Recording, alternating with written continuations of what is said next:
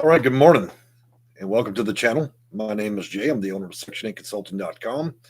And I see we've already got two people in our live chat. So for those of you who are unfamiliar with these videos, this is a live video for now. And if you find the video later, it obviously will be pre-recorded. You have an opportunity to chat with me in the right screen. It should be a chat window.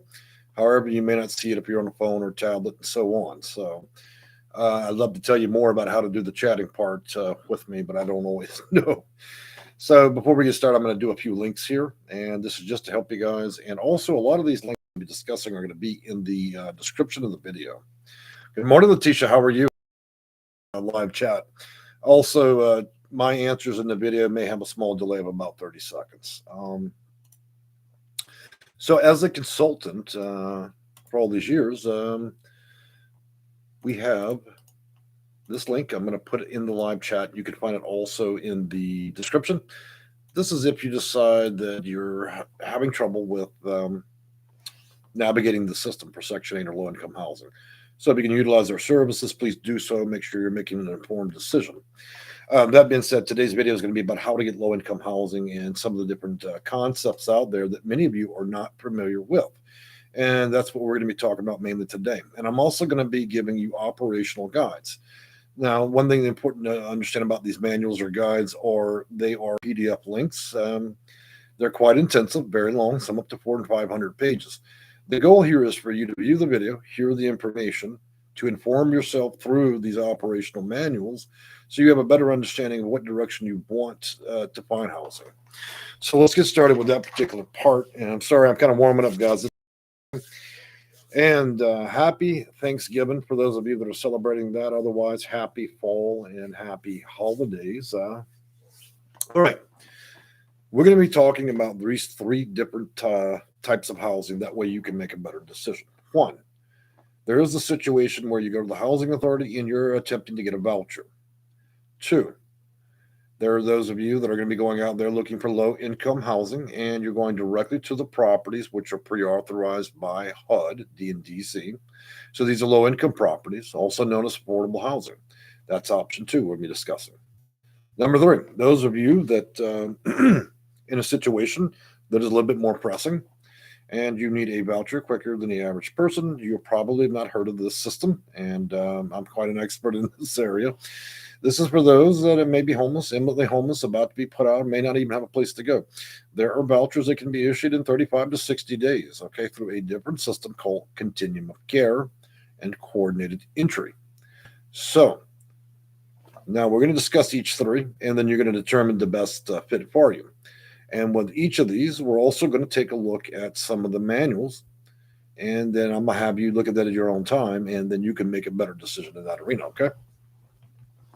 First up, we're going to do a PHI, which is going to be your Housing Authority's Operational Manual. This one's a bit dated, but I believe that in context, it has not changed that much.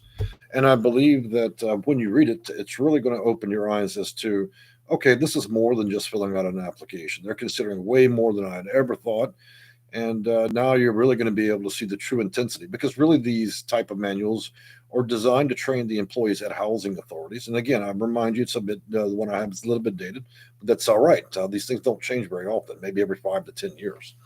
So here comes the link. Give me a minute. So this is going to be a HUD Operational Manual, and it's good from 2001 to 2021, 20 years, okay? And I'm going to put that in the live chat. Here it comes. That's 475 pages of pure glory. It goes section by section and explains the entirety of the operation and how specifically these employees have performed their job, a lot of the shit that they really desire that you not know, and you will have a superb understanding of what it means if you decide to walk into a housing authority and you want Section 202 as a senior and you're disabled, Section 504 if you're a student with a disability, Section 811 if you are a person under the age of 62 and disabled, and mainstream voucher 138, and not all the vouchers, some are funding levels. In previous mentioned, there are vouchers for HOPWA, persons, housing opportunities for persons with HIV or AIDS. It also would cover the arena of BAWA, which is domestic violence against women. And then you have HUD Bash for your veterans. You have PSH and RRH, which are your continuum of care parts. And we're going to get into that now. All right, so next up, make sure you bookmark this one as well. We're going to give you a COC manual. Okay, this is about 80 pages of pure glory, and is typically with COC and SPDAT. This is the manual they give. The questions are built in. It gives you multiple choice. This is the one under federal oversight that they usually can grant this if you score enough points within 30 to 35 days. Some tricky states like California, Florida, may be up to 60 days for you to process it. The key thing is here, guys, if you know what they want, if you know what these people want before you apply, then you can tailor your answers to match that course. Yeah, that might seem like you're exploiting the system, whatever, but imagine you're doing it without this stuff. You will absolutely fail. Unless you just by happenstance to be able to have a perfect set of answers and not realize it, okay? So the system is definitely not designed to be that fair.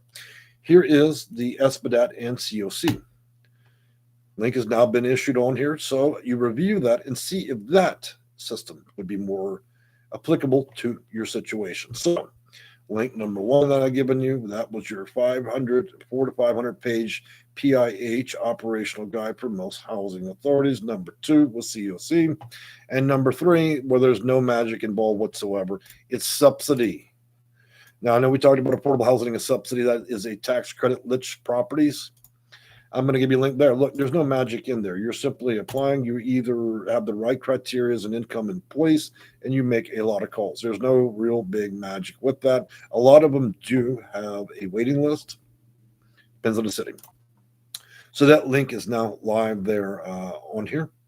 And I will also try to add these into the comment section of the video. So, all right, guys, now that we've talked about the three preliminaries, so how exactly do you get these? Well, one is all housing authorities and also COC require them to issue vouchers to people that have a high number of preferences. So what are those preferences? And I'm going to get into them. And for those of you who've been around my channel a long time, this is going to seem like a remix of the same old thing, but there's a lot of new people, and I think we need to keep up to date with that. So before I start with preferences and a little bit more in depth of how to get the voucher or emergency voucher, I'm going to take on a few questions. And so I see Mr. is here. So that's the name of the person commenting on the channel. Good morning, Jay and Chad. Good morning, Mr. Jasmine Victoria. Hey, girl. And so Jasmine's been a long time member of the channel. How are you this morning? And then Jasmine Victoria, if you scored for rapid rehousing, is that the same as the COC? That is exactly the same thing. So see, Continuum of Care coordinated entry is the in principle people that issue rapid rehousing, RRH, and PSH, permanent supportive housing. Also, they are now the only organization that will issue a emergency housing voucher.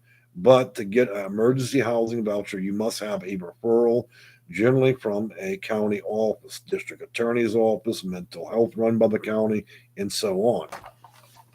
So emergency housing vouchers these days are by referral. They're a bit tricky, but I've learned to navigate that system quite a bit over 20 years. All right, so now that we've set up those primary links, let's talk about the typical vouchers and the preferences. So some of the preliminary out of about 30 or 40 things to be considered are whether or not you're a veteran, whether or not you're 55 plus, 62 plus, whether or not you're homeless, imminently homeless, or already been made homeless or in a homeless shelter, a psychiatric facility, and so on. Those that have mental disabilities, those that have physical disabilities, it's important to understand that disabilities do not need to meet the same criteria under HUD, HUD being a federal agency. HUD does not have the same requirements as the Social Security Administration, a different federal agency with much different rules, okay?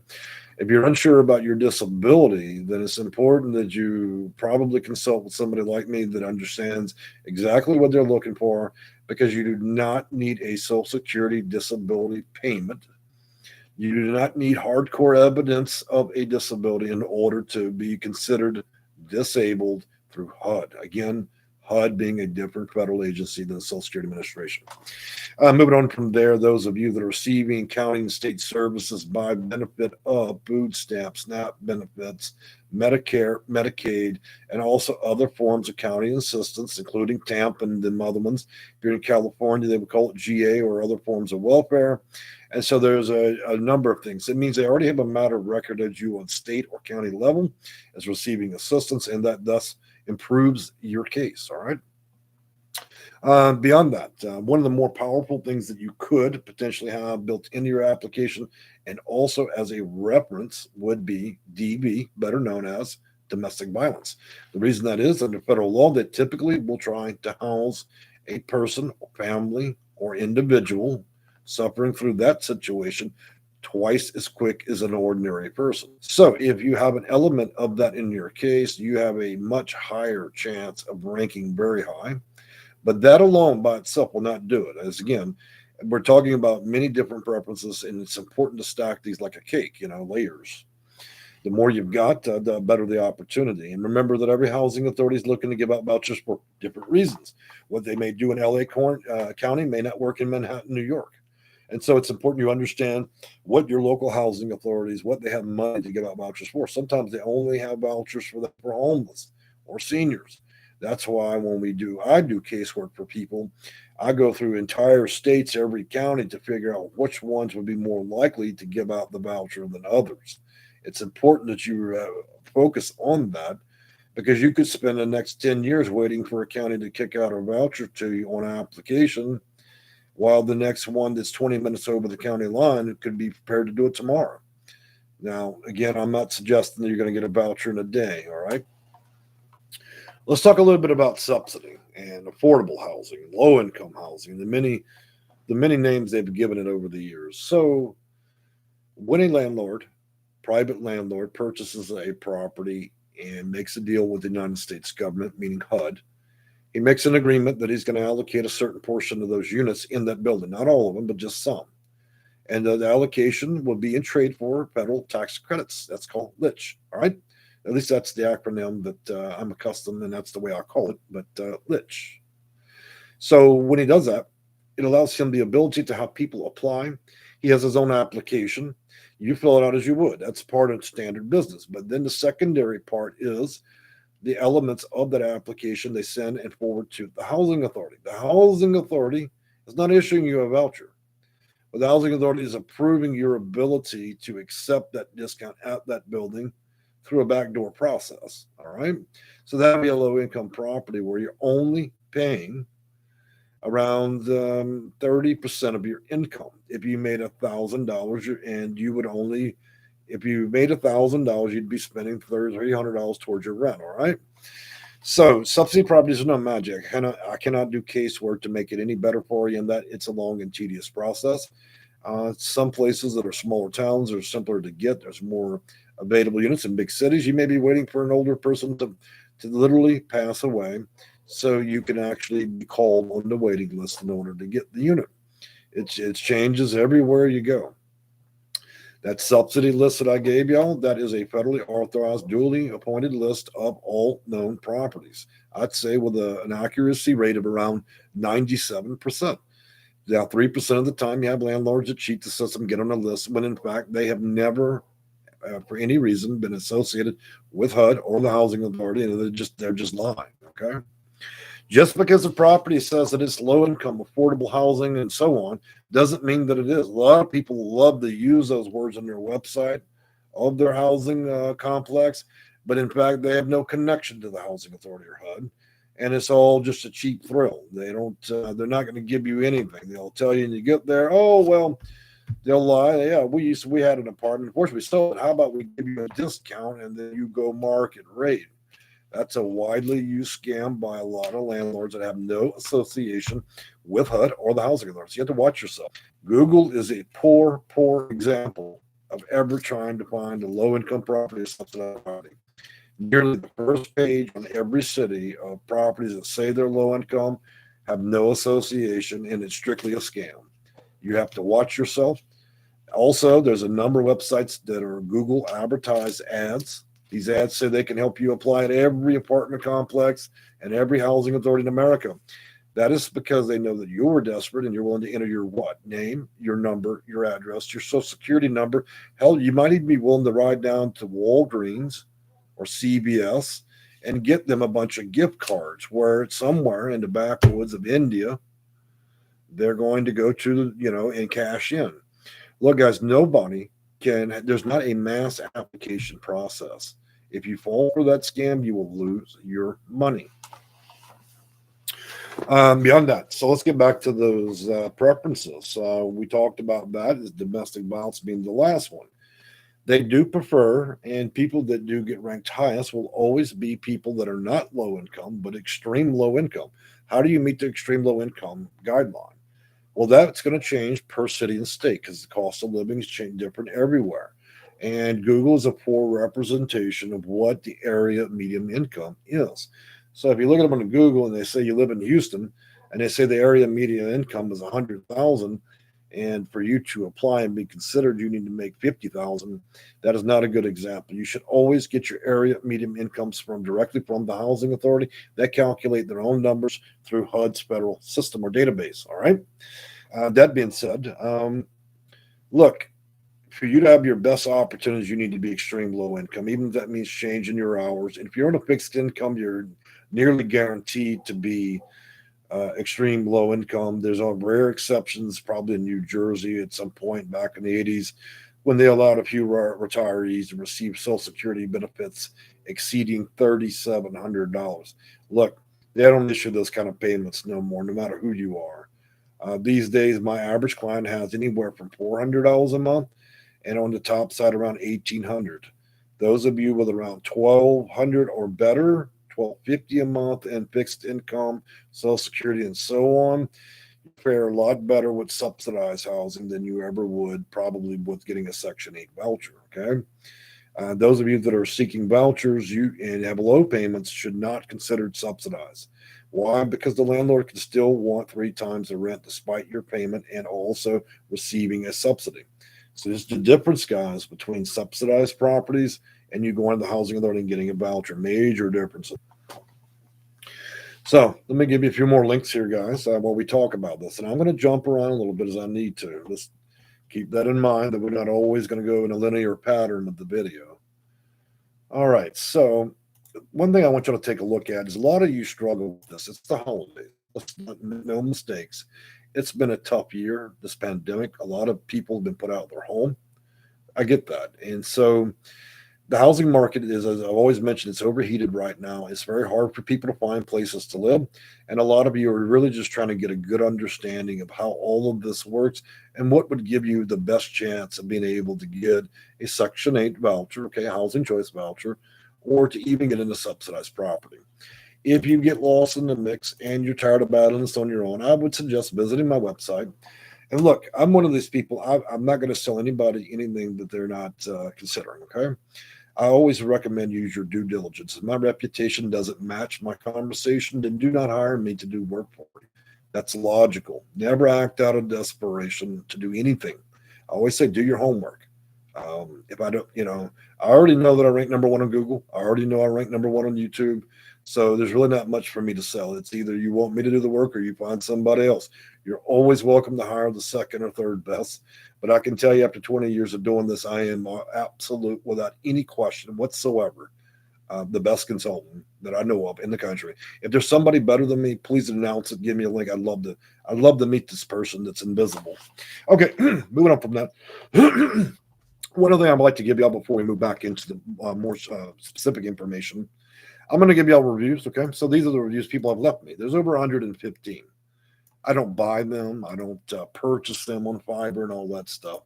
The reason the reviews that I have are real is you'll see that when you read them, a lot of people don't actually leave reviews about raving results. They are often asking for pretty weird things. Some people actually just ask questions as a review. That's one of the things that makes the concept of me having reviews real versus a bunch of one perfectly tailored one paragraph. We've all seen bullshit reviews, okay? So I'll leave that to common sense for those of you that want to view that and see whether or not I'm worth my weight in salt when it comes to this. All right, let's get back to the factuals, to the facts of the case here. So we talked about some of those preferences and stacking them and having enough. We also discussed the fact that we need to be able to approach as many counties as possible. You cannot these days, with so many people seeking housing, just go, oh well, I'm only willing to live in this county.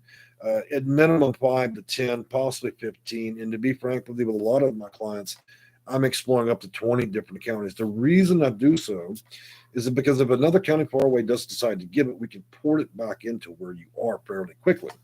In some cases, you do have to complete a 12-month lease before you're allowed to port. I'm going to take a drink. I've been going for 20 minutes straight here. I got to take a breath. All right, guys.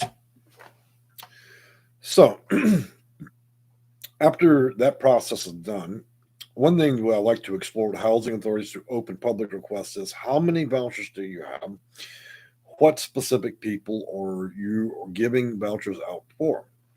If the housing authority 2 counties over is only giving out vouchers for homeless, then we may be looking at matching your story to what they're looking for. In other words, if you're not on a lease and you don't have a mortgage, there's nobody that could say that you're not technically homeless.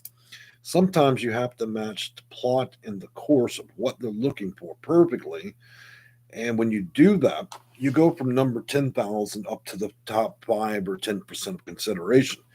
So you also have to be clever about this. I'm not suggesting that you lie or cheat or steal or anything like that. No, or violate any federal laws. I'm just saying for those that are smart enough to understand what the system is and how it works, you'll be able to navigate it while everybody else is out there waiting a lifetime. A lot of you are under the impression this is like kindergarten when you all line up for lunch, first come, first serve. It is not that way. Let me dispel a secondary rumor. Just because you're old and you have a disability does not give you high preference. In fact, the greatest portion of all people that apply have a disability or old. You have to have a lot of shit going on with your life. And all the things that go on wrong in your life are really considered preferences. And the more of those we stack together, the more things you could be considered for. And that's what's going to help us. Now, that is a small summary of it. Now, I don't want to make it that simple. I didn't spend 20 years trying to figure this out to say, oh, it was just that easy. It's not. There's a lot more to consider, but I don't like making a 2-hour video. So, all right, guys. With that also being said, we're going to move back to COC for those of you in emergency. Look, guys, sometimes you have to take a shittier version of a voucher if you are needing this quickly. Sometimes we have to take steps. You start with a COC voucher, you move it up to subsidy, and then you move it up to Section 8 voucher. A lot of you have to do something soon. Some of your situations are falling apart as we speak. Look, sometimes we don't have, we can't wait 4 months, 8 months, or years for housing authority to write that voucher. Sometimes we have to go in and accept a little bit worse off voucher to get our foot in the door. And then when the voucher through the housing authority for Section 811, 202, and so on comes through, we go back to COC and we say, you know what, thank you so much for all your help. Thank you for the voucher and all this shit. I'm going to give that back now. I finally got the call from the housing. You see my point? So sometimes we have to step up a few steps. A lot of you guys are wanting to go straight in and rob the bank and get the best voucher out there. Look, sometimes we have to work through a process. That process could take several years. Okay. Now, guys, if you're living on the West Coast in California, if you're living in Florida, New York, and New Jersey, those are difficult states. It's important you manage your expectations with that. Those are states and states with a lot of big counties and millions of people. And so if you live in there and you're asking me to do casework, your expectation should be, it's going to be a bit of a long journey. Okay. We cannot just produce results instantly. And also with Thanksgiving right around the corner and then Christmas, what we're looking at is essentially having a lot of county employees go on vacation. If y'all hear some meowing in the background, that's just one of the many cats that I have. Those of you who've been around forever know that. See, there's little Papa. He's probably wanting to play right now. My cats sometimes be very needy, and so don't be shocked if he comes over here. Matter of fact, why don't I introduce you all to the cat? We'll break up the video for a minute to have a little fun. Come on, Pops.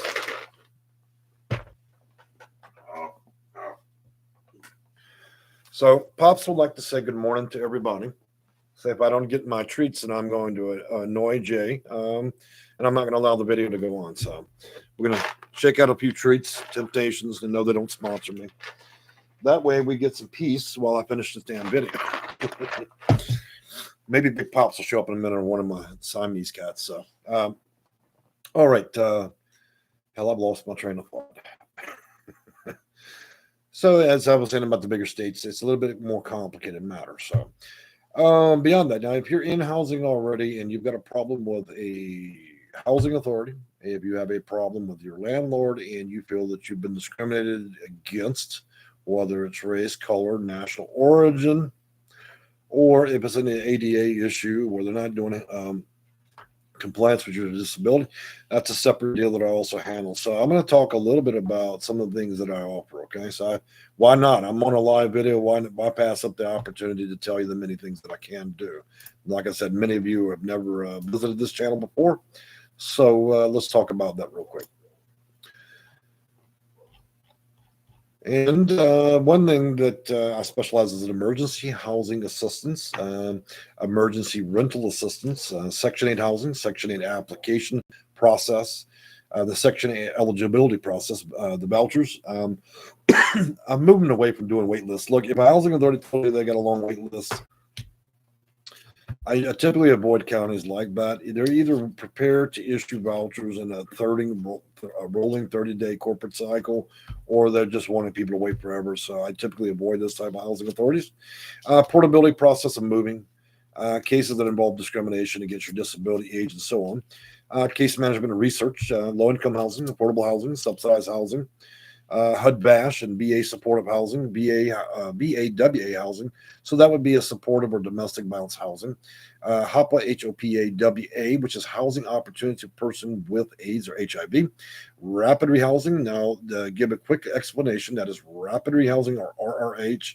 That is that's a disintegrating payment. So if you have $1,000 in rent due and they give you the voucher, they'll pay $1,000 in January, February, March, and then payments that they'll make towards your rent after that will start to degrade. In other words, they won't pay out $1,000; they'll pay out $900, and they'll do $900 for several months, and then it'll go down to $800. This is for healthy people trying to get back on their feet. Then you have PSH, better known as permanent supportive housing. That's where they just pretty much pay your rent and utilities for the rest of your life. Now, also keep in mind there may be some rent responsibility on your end if you have, a fixed payment, a job, or so on. But it's specifically designed for people that are disabled physically or mentally. Then we have different versions of homeless housing, and we have types of housing we can assist people with that have a misdemeanor, a felon, and so on. Section 202 housing, Section 811 housing, Section 504 housing, and I think that you get the gist of that particular list. There are a lot of options when it comes to housing and getting vouchers through many different systems. So I'm going to go back to the main screen and just see if there's any questions that people have. Again, guys, this is a live video. It's still live, and you're welcome to ask questions. So, Jackie M., good morning, and good to see you again. And Jackie says, what about those who work? Oh, absolutely. So all this works with people that work, or if you get a fixed income. We should always view everything that the housing authority is considered as just the government giving you a retirement check, or if it's you working a job, it all counts as the same thing. Good morning, Mary Sample. Thank you. Jasmine Victoria says, I thought COC voucher was the best. It covers 100% versus housing 70%. Well, there's determinations as to the amount. I mean, it's not always guaranteed that they're going to pay 100. And I should say that the COC voucher that likely covers 100% is going to be permanent supportive housing. Elizabeth Smith, it is too hard to find a home in Camden, Arkansas. Well, Smith, I'm actually going to be moving out there, not too far from where you are. I'm not going to disclose the exact county in Arkansas, but I am purchasing a house out there. So I guess we'll be neighbors in some ways. Yes. Well, I got to tell you that's a scenario that's difficult everywhere. Look, housing authorities do not adequately prepare people with the right resources to find properties. That's no secret. They leave you out there and throw you to the wolves, and a lot of you struggle with this. There's a lot of why I exist and why I do consulting work is to help people through that process. So if you're still struggling with it and you're tired, you're ready to throw the towel in. This is what I do, as a professional. So if you need help with that, you're welcome to contact me. And I'm going to put up a few more links. So, and paste. All right. So that's a book appointment. You get the information there, as well as the website. You check it out. And again, folks, make informed decisions. Nobody's twisting anybody's arm to hire me to do anything. Just to make it clear, there are hundreds of videos here that I've made that are absolutely free. And trust me, I've had lots of people that were insistent on watching them all, and they went out and successfully got a voucher. So I don't, like I said, for most of you that don't understand this, I do not make a living from consulting in this manner. This is something that I've done for a very long time, most of the time for free over these years. These days, I'm not willing to do it for free. Look, these are tough times. What was easier to do 2 years ago is pretty damn difficult now because of all the things that have happened in this country. And so, unfortunately, I can't give my time out for free anymore. However, I do help a lot of you as much as I can.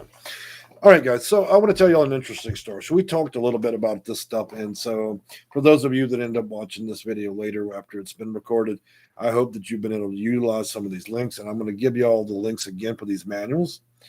And then I want to talk about something different.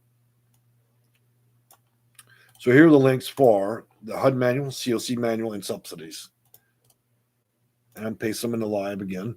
Oh, it looks like I've exceeded my deal here. So I'm going to do 2 of the links, and then I'm going to copy the next one in again. I'm trying to do this during a live video. It's crazy. Damn it. They limit the amount of information I can put in the stupid window. So let me do it link by link again. You know, you 250 characters when you're typing in live chat. It's quite annoying. All right, so that link I just put in there is going to be a HUD manual, 475 pages. Next up, around 100 pages, is going to be a COC. Next up is going to be your subsidy list. Again, this is not a manual. This is a federal search database or HUD.gov, okay? So there won't be any question of the integrity of the links. All right, guys, so yeah, y'all knew, for those of you that are members of my channel, that I was going to talk about this. That all of my videos are going to be strictly about Section 8. Today, we're going to talk about crooked car dealers. Man, yeah, I put my business out in the street all the time in my own videos. I don't mind. That's the point of it. You get the real me. So I go to buy this Cadillac, okay? It's not new. It's a couple of years old. I don't like buying brand new, because it devalues like, 30% the minute you drive up the car lot. So I go down there. Look, there's a gunshot hole in the door. The rims were rusted. It looked like this thing had been sitting in the cornfield, man. It was the most fantastic joke I'd ever seen. I had a lot of choice words for that car dealer, okay? So I know a lot of you saw the comments I posted after yesterday's search. So I go to 2 more dealerships, okay? And this is a Cadillac CTS. These things have been rode. So it looks like because what's happening is there's not enough chips on the market to make cars. So people have inundated the car market, and it's been picked over badly. Everything that I've gone to see, it wouldn't matter if you were spending $40K, man. It looked like they've been driven through a ditch somewhere in another nation, man. I mean, it's horrifying. I mean, it looked like somebody took a doo-doo in the back seat of one of the cars. And here's what the crazy shit is. These people are putting full price sticker on it as if this thing ain't got a scratch. One of the Cadillacs I went and seen was hit on every side of the car, and this bullshit ass turkey tries to look at me. Now, y'all know anything about me. I'm not going to hold my tongue. I use lots of profanity. So I let that young man have it on the lot. I use a lot of choice fucking words. and hands me the key fob. Looked like he took some duct tape, wrapped around the key fob, hands me that bullshit. I like to lost my fucking mind. I'm here to buy a Cadillac, okay? A nice one. And you're handing me some trash that you just got off the boat from China. I don't give a shit, man. Look, don't ever play games with me like that. Ever. I can't stand two-faced, crazy-ass people in these car lots. It's insane. I mean, I've been looking 2 weeks now. This is just shameless. And they teach these little boys with their little tie and bullshit to come out there and play used cars. So don't ever lie to me that way, son. Look, I'm not that kind of man. There's some folks that keep their mouth shut. I ain't one of them. So, yeah, you know what I did? I left his ass standing there looking at the clouds is what I did. And I threw the keys back in that fucking car because let me tell you something. Look here, partner, I'm not coming here for you to sit here and mark this up and then sell me some hoopty. That's what it was, a hoopty. I get back home, looking at the pictures. Now, here's the part that really grabs my ass. They're not using photos on these websites, okay? And I'm not joking. This is more than one incident yesterday. They're not using photos of the real cars. They didn't. I was easily could identify it was not the same fucking car shown to me. It just happened 3 times yesterday. I mean, I'm riding around Houston all day looking for a car, and all we got is trash. This stuff should be retired. Look, one of the cars I started, this thing was shaking. I don't know. Maybe they took the car out of a Miata and stuck it in that Lincoln. I'm sorry, Cadillac. But it was just stunning. And the fact that you could sit there and squarely look me in my eyeballs and just tell me any old shit is not going to work out. Look, that might work out if you're desperate, but I'm not desperate. And don't, coming to me like a fool, I don't think so. Look, just like anything else I do on this channel, when I deal with people in their housing, I'm serious about it, okay? So there's a definite serious tone to me when it comes to this stuff. But when I feel like you're just trying to straight up take advantage of me and you're hoping that maybe I have an IQ of a 30 to buy that shit, like I had a second thought I was going to buy that hoopty, I don't think so. So a lot of young men got let head in the parking lots, That's a lot of people got left standing there looking at the clouds yesterday. I'm just stunned. Look, I bought cars throughout my life. I've never seen it so bad now. They're marking these hoopties up 10, 20%, and they're just straight up selling you trash with donuts on it and wanting it 20, 30 grand. What a fucking donut. So, yeah, I couldn't resist mentioning it in the video. Look, guys, if you're looking at these photos online, these clever bastards are playing every known game. It used to be just loud in your face. Now they sit quietly in the lot hoping you'll buy that bullshit. So now I'll go into 40, 50 dealerships. And I almost ordered that car. Could you imagine me getting that hoopty delivered on 4 donuts and dropped off in the driveway? Because I thought, okay, well, nobody could possibly be that deceitful.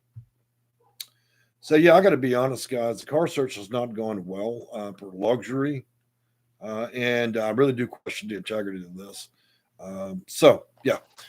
All right.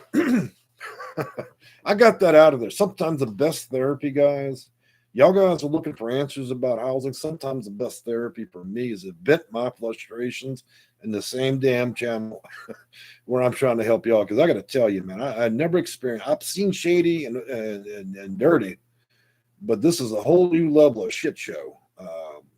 Clowns with ties. So, anyways, Peaches Greer, welcome to the channel. Yeah, it is shameful. Some people got none, Rip me off so you can pay your light bill. I don't think so. CYN 2022, interesting. Yeah, it certainly is, isn't it? There's a lot more than that I could say about it. It'd be a hell of a lot more interesting if I could really say what I want in this channel. But YouTube doesn't appreciate. I'm allowed so much profanity that I have to cut it off. So look, guys, y'all know that's me. If you don't like it, you can always go watch Sally's 3 tips to a voucher. There are lots of lunatics making videos that don't have one clue about anything when it comes to Section 8, man. Terry Norman, good morning. How are you? You should be compensated for the value of your time and expertise. I certainly appreciate that, Terry. And I'd like to congratulate those of you that have thanked me, because one thing I want to express here, guys, is, considering that all these years that I make these videos, and I don't really make anything, I couldn't pay anything off the ad money that I actually make in these videos. I rarely get a thank you for any of the shit that I do. Okay. So anytime I hear people say thank you, that's the best reward on earth. Most of us that were trained as a child to say thank you, but I find that it's a hard thing to come by these days, considering that I take my personal time. I have paid so much to channel and equipment and everything, and nobody seems to give a fuck or say, hey, you know what? Thanks for all the damn work that goes into getting all this information out there. So, for those of you that do thank me, I always appreciate it. And a lot of you do. So, just to be clear, there's a lot of thankful people. Look, I don't want anybody to be homeless. The reason I worry so much is because, you know what? Not more than an hour ago, I talked to a 74-year-old woman. Do you think I want to see that lady sit out there and be put in homeless shelter? Do you think that I have parents, like I said, you got children and oxygen machines and everything else. They're fixing to lose their home and they're going to be given a rubber mat and that's it. You understand? So my job, I take the job very seriously. This is nothing to joke about. You know, I'm not doing 3 tips and tricks. This is what it has to be in order to get you guys through that system so you don't wait a lifetime or end up begging for a roll of socks at a homeless shelter. And a lot of you in that situation. So I take the responsibility very seriously. Cynthia Rose Johnson, good morning. How are you? And Cynthia does ask, a permanent supportive housing units include that of 15% of housing, and you say they hold aside for so and you can find this in the PHI guide that I've given, and I've given many links throughout the video. In there, in principle, they do keep 15% of all funding in reserve, and that reserve is usually for reference referrals, and those referrals could be a federal witness, state witness, county witness. It could be from the district attorney's office for a woman that's been brutally attacked. And so they can make a direct referral. These direct referrals can happen at a housing authority where the list has been closed for 20 years, but yet they're quietly kicking out vouchers to people who have referrals. And so to correct that, yes, some of them keep 15%, some keep 20%. So these are quiet vouchers that a lot of you are unaware of. It's knowing how to stimulate them to get that. You won't get it by calling them. You got to know the right places to go and get the right references and not references. I'm sorry, the right referrals for them. Okay. Simply, Danielle. Good morning and welcome to the channel. Yes, sir. You hard work does not go unnoticed, and thank you, Danielle. I appreciate that. Imagine that, man. I value thank you more than I do a payment. So. It's just nice to hear, man. Because there's so many other things I can do with my life rather than sit on YouTube. Moving on, Belinda Lacey. Hi, Jay. Where do you start to go from here for a tenant-based voucher? San Fran. Okay, boy. You know what? I used to live in San Francisco near the Tenderloin. I love that city, and the one thing that I remember from all those years, those trolleys, it made my day to go up and down those trolleys out there. I don't miss much else. And I'm wondering if old San Fran even has any grass left other than Golden Gate. But anyways, tenant-based. So I believe your question is, so if you have a tenant-based housing voucher, you have an opportunity to compel the housing authority to consider you for a housing choice, which would give you a choice to move. If you currently have tenant-based housing, then when you leave there, unfortunately, the tenant-based voucher you have is stuck to the doorknob. So you'd have to start the process again. So I would encourage you to consider transferring. Now, if you don't have a tenant-based voucher, then you would have to go through the subsidy process of applying. So I don't quite understand the total context of your question. Hopefully you'll clarify here in a minute. Kelly says, I would like to be in low-income housing. Well, you and 40 million other people would like low-income housing. One of the amazing things happened is they're finally starting to spend lots of those billions they gave out through the last year. And I'm seeing a lot of new properties go up for new subsidy low-income properties. So one thing I've been working tirelessly to do is to get a list, and I've been trying to keep a list of all the cities. That way, with the clients that do casework with me, if they're building a new building, I'm going to try to get you in there because there's nothing like a nice, fresh, clean new building. I should also tell you guys, you should distinguish the difference between tenant-based housing and project-based housing. Project-based housing is when the housing authority owns and operates it and runs it. Tenant-based housing is when a private citizen owns it, operates it, and runs it. Now, we see how well the housing authority does when they manage shit, right? Now, that's why it's called project-based housing. If you like hookers, drug dealers, and bullshit, I suggest you go get a project-based housing. I will not help y'all with that at all, okay?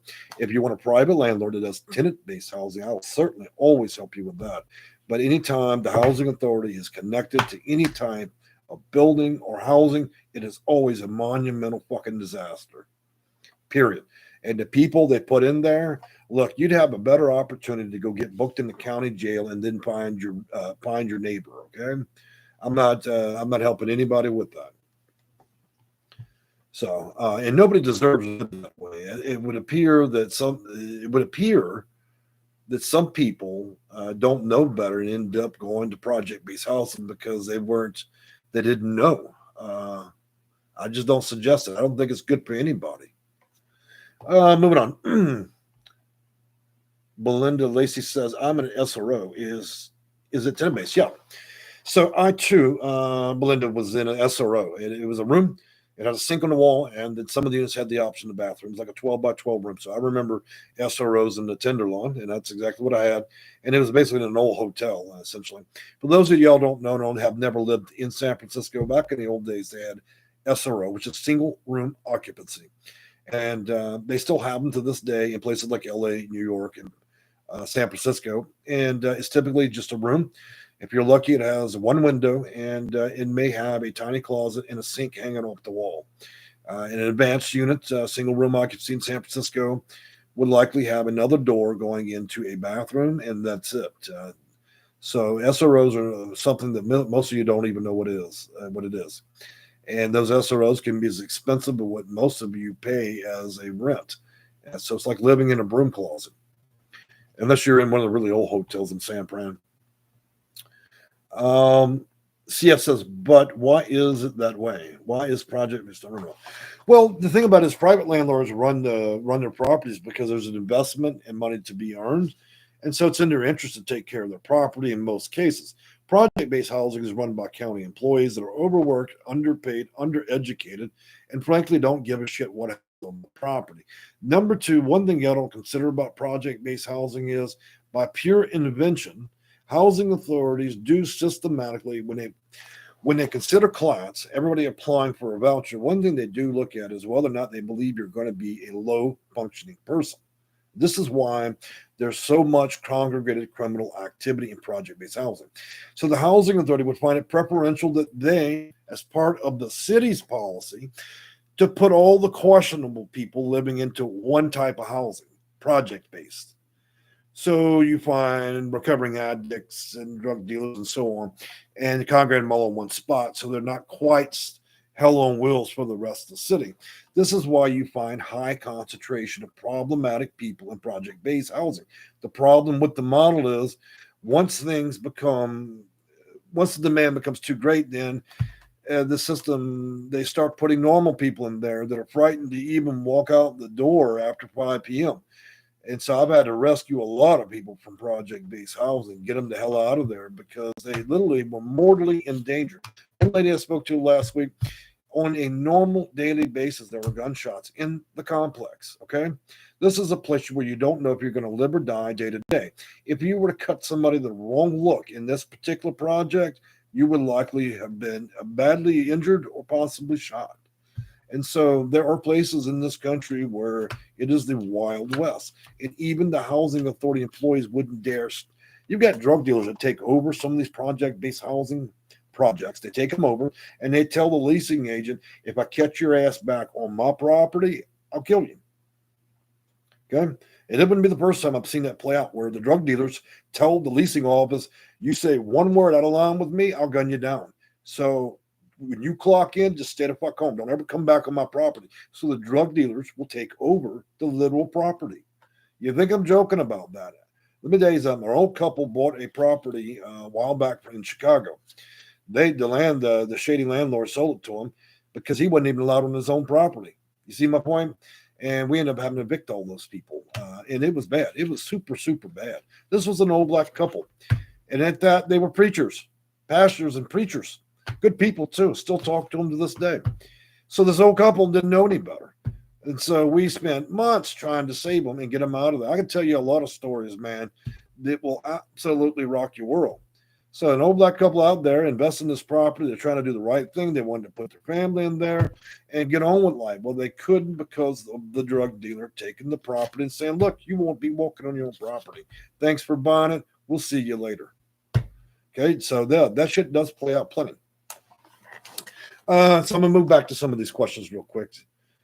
Peaches Greer says, wow. CF says, fascinating, Jay. Thank you. Simply Danielle, shame. It is shameless. It's a shameless act. Sometimes fear overcomes some landlords where they get these properties taken from them by the drug dealers and they don't know how to deal with it. Sometimes it's best for them to leave out of state until I can get to local authorities and also evict everybody's ass. And so that's to say, sometimes that's what we have to do. Literally almost put your landlord in a witness protection program while you get rid of all those people. And then ultimately they have to sell the property after I cleared, because there's always the risk of that person coming back and taking over the property. But we were able to clear it long enough, at least so they can sell the damn thing. And yeah, that's played out many times over the last couple of years.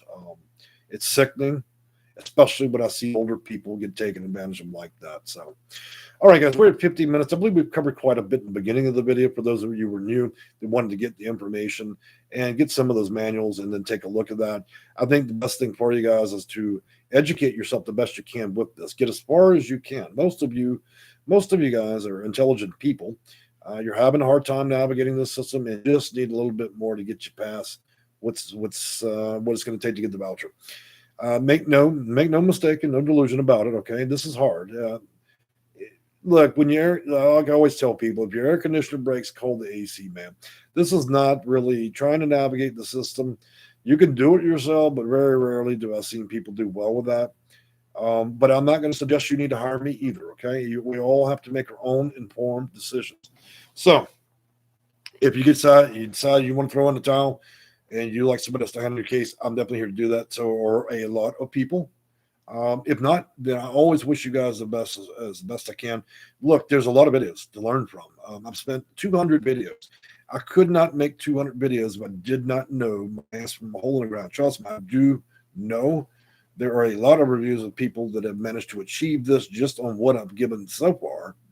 So, with that being said, it's Sunday. I got 22 cats to pet.